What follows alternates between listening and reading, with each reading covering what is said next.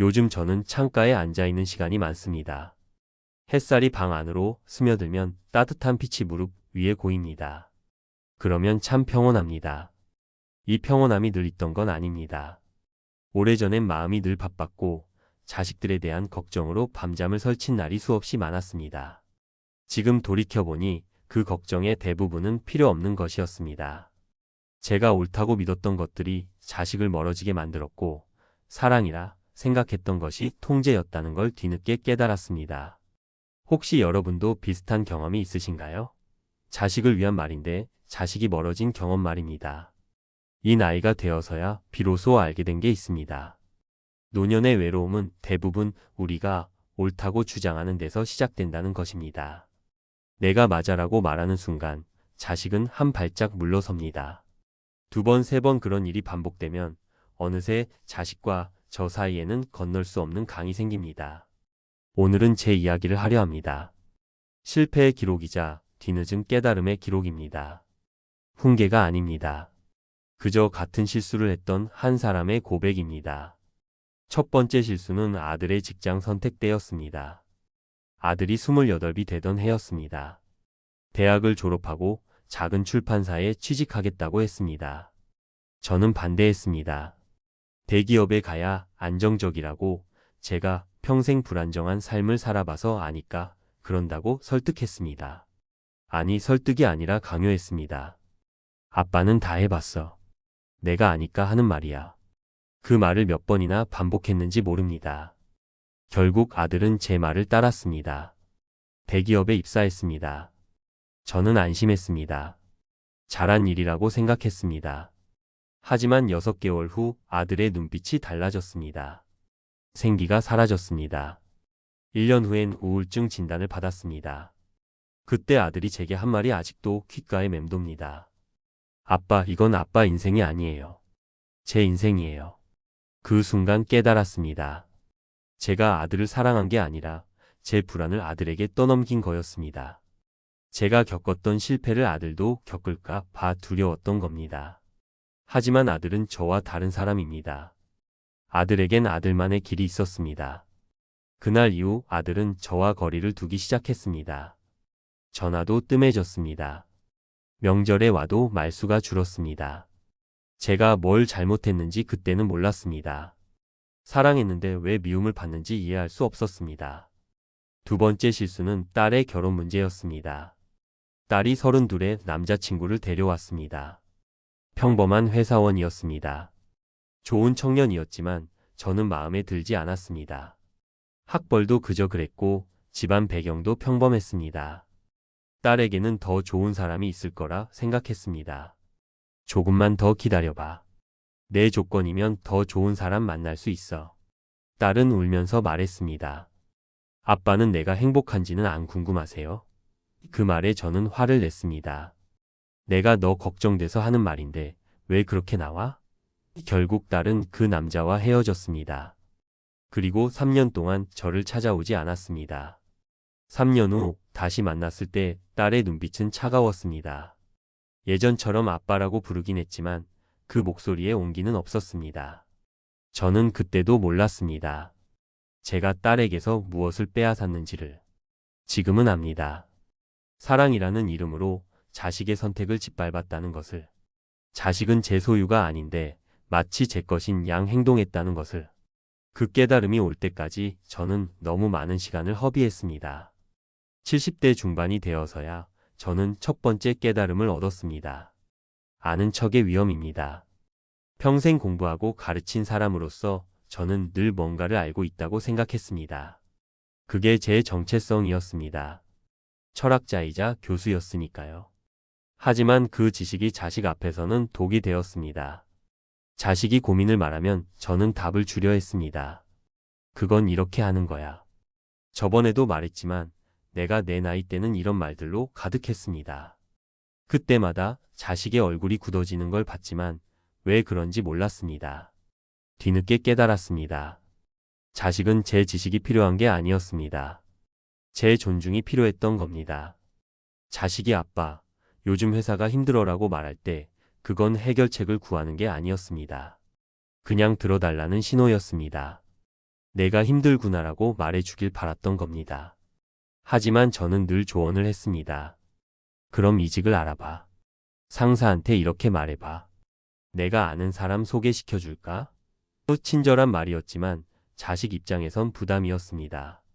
자기 문제를 스스로 해결할 능력이 없다고 판단받는 느낌이었을 겁니다. 지식과 지혜는 다릅니다.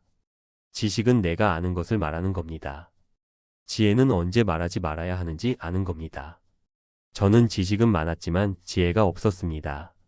그래서 이제는 모르는 척합니다. 정말 모를 때도 있지만 알아도 모르는 척할 때가 많습니다. 자식이 새로운 사업 아이디어를 말하면 재밌겠다라고 합니다. 예전 같으면 그건 안 될 거야 라고 했겠지만 이젠 참습니다. 실패할 것 같아도 참습니다. 자식의 실패는 자식 것이니까요.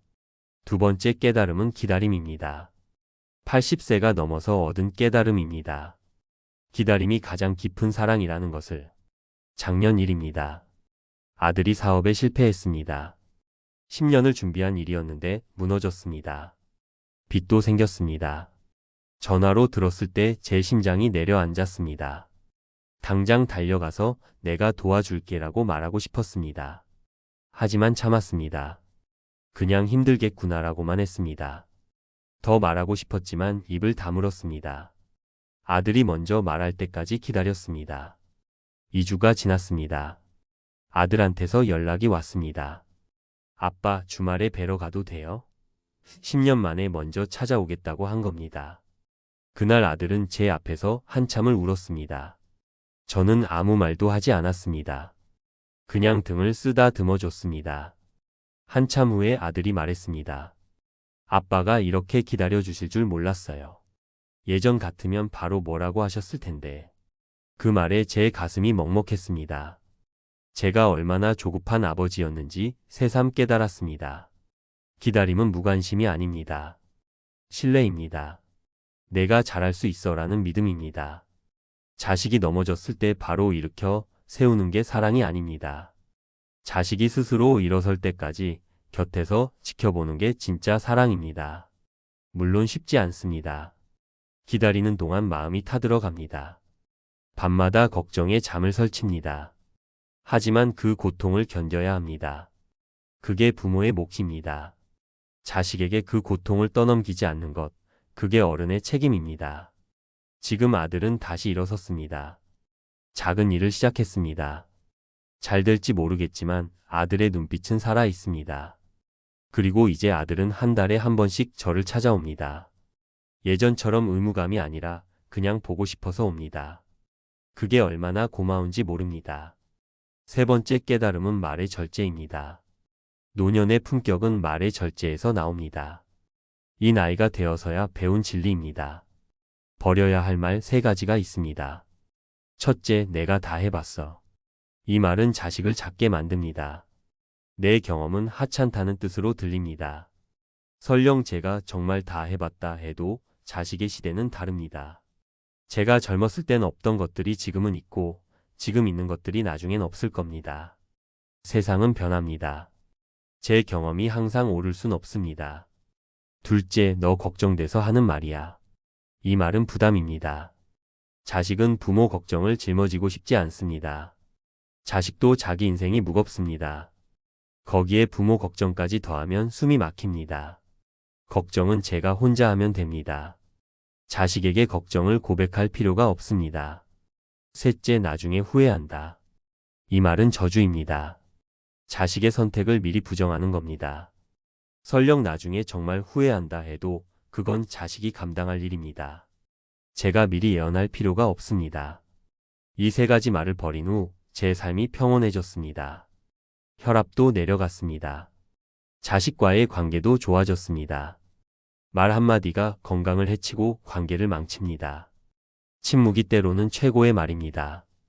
요즘 저는 자식과 통화할 때 듣기만 합니다. 응, 그랬구나. 힘들었겠다. 이런 말만 합니다. 조언하고 싶은 마음이 굴뚝 같지만 참습니다. 그러면 자식이 더 많이 말합니다. 예전엔 5분이면 끝나던 통화가 요즘은 30분씩 합니다. 자식 목소리를 오래 들을 수 있어서 좋습니다. 그렇다면 구체적으로 어떻게 해야 할까요? 제가 실천하고 있는 몇 가지를 말씀드립니다. 첫째, 모르는 척하기입니다. 자식이 새로운 앱을 쓴다고 하면 그게 뭐야? 어떻게 쓰는 거야? 라고 묻습니다. 사실 신문에서 읽어서 아는 경우도 많지만 모르는 척합니다. 그러면 자식이 신나서 설명합니다. 자식은 부모를 가르칠 때 기분이 좋아집니다. 역할이 바뀌는 걸 즐깁니다. 둘째, 먼저 묻지 않기입니다. 요즘 회사는 어때? 연애는 하니? 건강검진은 받았어? 이런 질문을 참습니다. 자식이 말하고 싶으면 스스로 말합니다. 제가 물으면 자식은 대답해야 하는 의무감을 느낍니다. 의무로 하는 대화는 피곤합니다. 셋째, 해결책 대신 공감입니다. 자식이 상사가 너무 힘들어라고 하면 예전엔 그럼 인사팀에 말해봐라고 했습니다. 이제는 많이 힘들겠구나라고 합니다. 그게 전부입니다. 더 말하지 않습니다. 그러면 자식이 마음을 풉니다. 넷째, 자식의 선택을 인정하는 연습입니다. 자식이 문신을 했다고 합니다. 제 세대에는 상상도 못할 일입니다. 하지만 내가 좋으면 됐지라고 말합니다. 속으로는 아쉽지만 티 내지 않습니다. 자식의 몸은 자식 것입니다. 제가 판단할 영역이 아닙니다. 다섯째, 대접받으려는 기대를 내려놓습니다. 내가 너를 키웠는데라는 생각을 버립니다. 자식은 제 은혜를 갚을 의무가 없습니다. 키운 건 제 선택이었습니다. 자식이 태어나 달라고 한 게 아닙니다. 저 스스로 부모가 되길 택했습니다. 그러니 대가를 바라지 않습니다. 여섯째, 혼자서도 행복해지는 연습입니다. 요즘 저는 수채화를 배웁니다. 매주 화요일마다 문화센터에 갑니다. 서툴지만 즐겁습니다. 자식이 저를 찾아오지 않아도 외롭지 않습니다. 제 삶이 충만하니까요. 자식은 제 외로움을 채워줄 도구가 아닙니다. 제 외로움은 제가 책임집니다. 이 모든 깨달음을 한마디로 정리하면 이렇습니다. 자식은 제 것이 아닙니다. 시인 칼릴 지브란이 말했습니다. 자식은 당신을 통해 왔을 뿐 당신에게서 온 것이 아니다. 이 문장을 수백 번 읽었지만 진짜 이해한 건 최근입니다. 자식은 제 삶을 통과해간 존재입니다. 함께 있었지만 제 소유는 아니었습니다. 그걸 인정하는 순간 자유로워집니다. 통제하려는 욕망이 사라집니다. 내 뜻대로 해야 해라는 집착이 내려갑니다. 그러면 평온이 찾아옵니다. 노년의 자유는 통제권을 내려놓는 순간 시작됩니다. 자식을 놓아줄 때 비로소 자유로워집니다. 역설적이지만 진실입니다. 꽉 쥐고 있으면 손이 아픕니다. 놓아주면 편안합니다. 저는 평생 완벽한 아버지가 되려 했습니다. 옳은 말을 하고 바른 길을 제시하고 실수 없이 살려고 애썼습니다. 하지만 그게 자식을 숨 막히게 했습니다. 완벽한 부모는 부담스럽습니다. 편안한 부모가 좋습니다. 그래서 이제는 좀 모자란 척합니다. 실수도 하고 잘 모르기도 하고 서툴기도 합니다. 그러면 자식이 편해합니다. 저도 편합니다. 완벽하려는 강박에서 벗어나니 마음이 가벼워졌습니다. 현명한 바보로 사는 법을 88세에 배웠습니다. 늦었지만 다행입니다. 아직 시간이 남아 있으니까요. 그 시간 동안 자식과 평온하게 지낼 수 있으니까요. 오늘 자식 앞에서 한 번만 참아 보십시오. 하고 싶은 말이 목까지 차오를 겁니다.